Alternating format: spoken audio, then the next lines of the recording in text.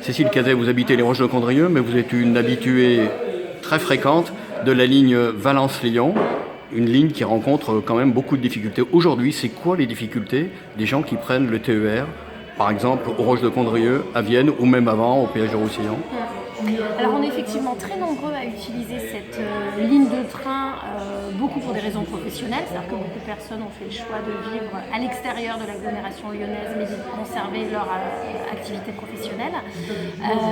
Et aujourd'hui on est confronté à des difficultés de retard chronique sur les trains, parfois même d'annulation pure et simple d'un certain nombre de trains et de sous-capacité, c'est-à-dire qu'on est trop nombreux au vu du nombre de places dans les wagons mis à disposition sur chaque train.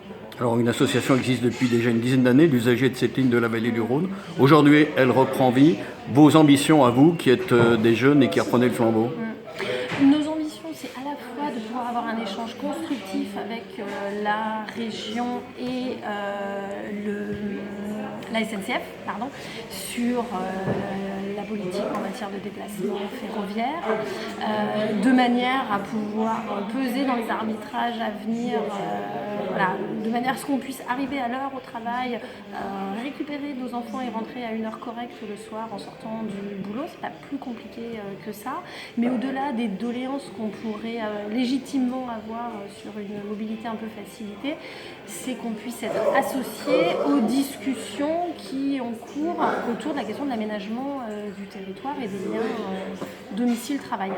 Alors, quand on voit que la ligne Valence-Mâcon, on pourrait dire, ne fait pas partie des lignes prioritaires en matière de retard, qu'est-ce que vous pouvez dire là-dessus?